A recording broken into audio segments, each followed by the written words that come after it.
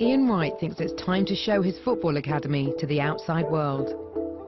He's invited Secretary of State for Justice Jack Straw, but there is a problem. He can't get his entire squad out to play, so for the moment, their last and most important fixture has been postponed. But he can't lose momentum. With some of his squad nearing release, this is their last chance to learn lessons that could define their future. Paul Obinna, a leading behavioural consultant, has agreed to run his Lifeline workshop at the prison. But it's not straightforward. Ian wants to understand how it works himself. Fundamentally, this is the right stuff. It's just really strange to see my life like that. We've got some work to do. Have I got to fill this in? Hell yes! I can't remember the 60s, I can't remember. It's not that you can't remember, it's that you're not used to remembering it. A Lifeline contains all of the positive celebrations and negative incidents in each year of your life to establish behaviour patterns that need addressing.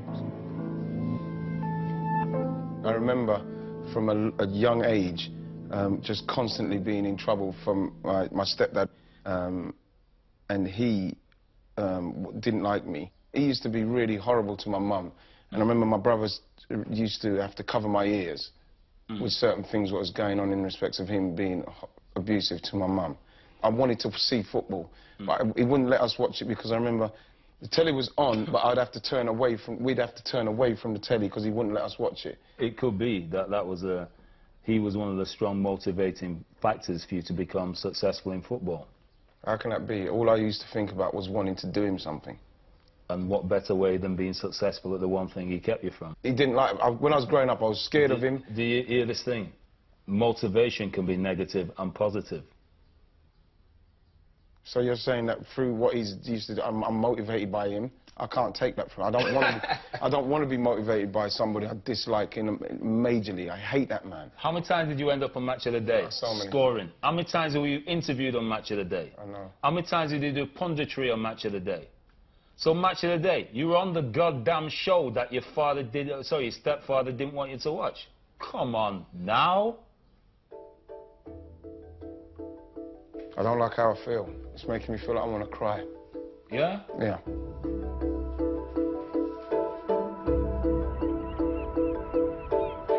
The boys now understand the importance of the lessons they are learning. A far cry from the first weeks of the academy, when Ian could only just get them to attend classes. Actually, yeah, I pretty much finished.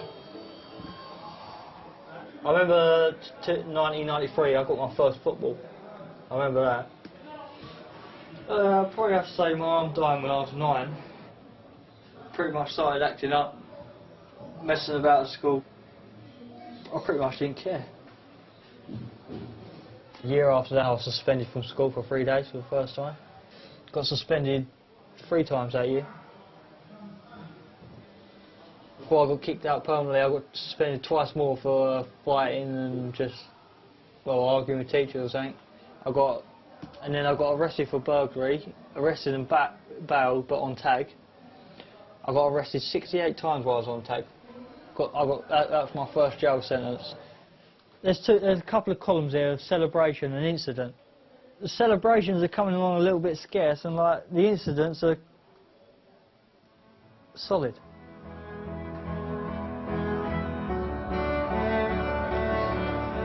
The Lifeline has exposed Ian to his own demons.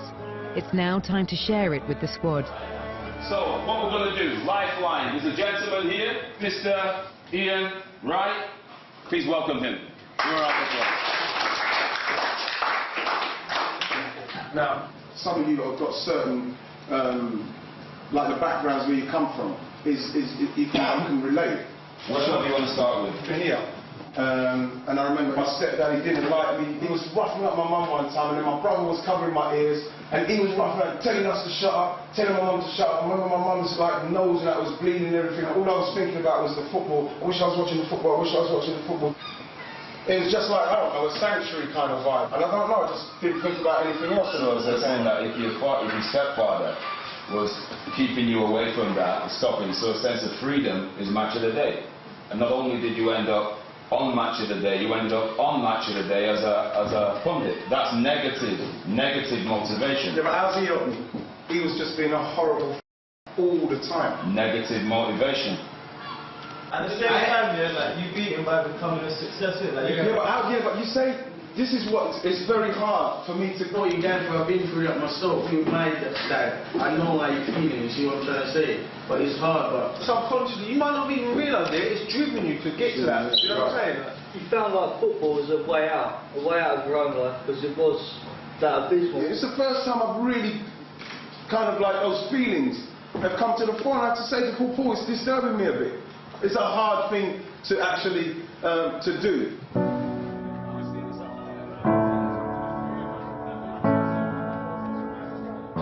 Ian was getting proper upset in that, yeah. It's hard to talk about things, like old school things, like all the negative stuff. It's hard to talk about those things.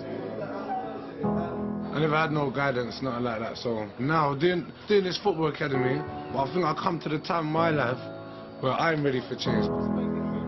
The reason why I idolise him is because he pulled through all of that and made a success of himself. And although he's not willing to give my man any credit, yeah, that the experiences we go through determines who we become. At the end of the day, I'll do whatever it takes for them to not re-offend. I just want to do something where, you know what I mean? Because some of these guys, I might have friends for life. They get themselves right. And I feel more fulfilled with that.